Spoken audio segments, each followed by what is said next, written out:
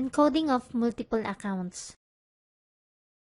Bago mo panoorin ang video na to, mas mabuting mapanood mo muna kung paano mag-encode ng single account. Makikita mong link nito sa description box. Hi, I'm Michelle Yu, and if you want to know more about me, add me on Facebook.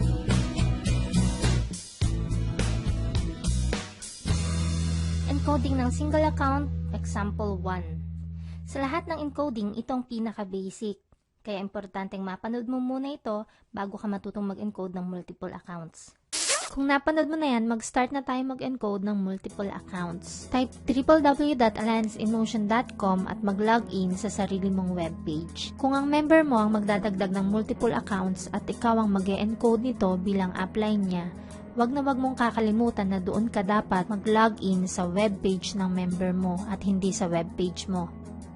Gamitin nating example ngayon ng webpage ng member ko dahil siya ay magdadagdag ng 2 accounts at ako ang mag-encode nito.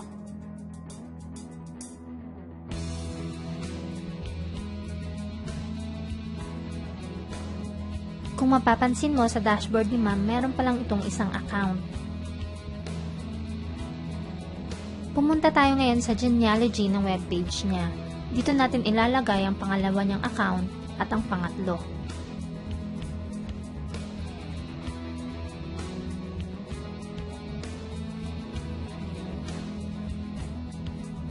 I-encode na natin ngayon ang second account niya dito sa left. Ang ID number ng first account ni ma'am ang gagamitin natin para sa sponsor at upline ID. I-click na natin ngayon ang register multiple dito sa gawing kaliwa.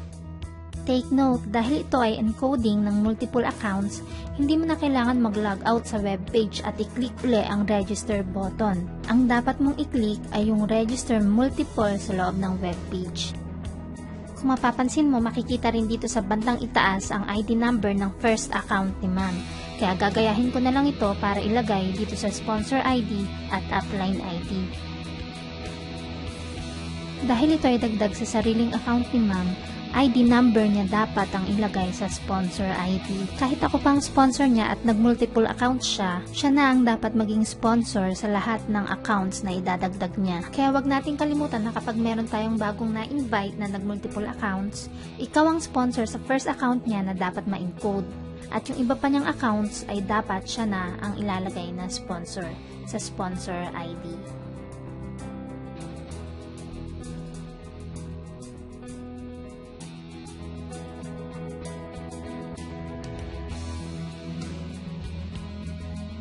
Huwag kalimutang i-double check muna ang lahat ng information na inilagay bago i-click ang register button.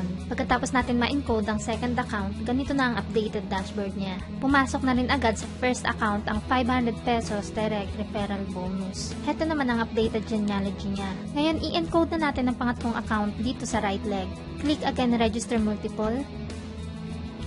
At i-type uli ang sponsor ID at upline ID. This time, right position.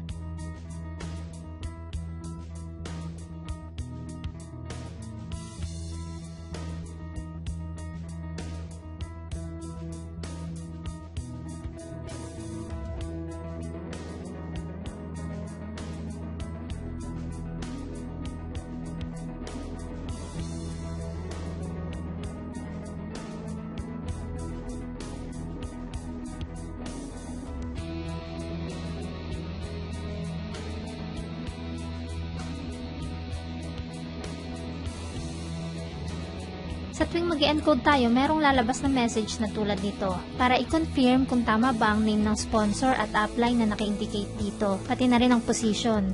Kung tama naman lahat, i-click mo lang ang yes. Kung meron namang mali, i-click mo lang ang no at balikan ang placement information na tinype mo kanina. Heto na ang updated dashboard ng member natin. Meron na itong 3 accounts, so ibig sabihin, siya ay 3 multiple accounts na at pumasok na rin agad ang kinita niyang 2,500 pesos dahil sa direct referral bonus at pairing bonus.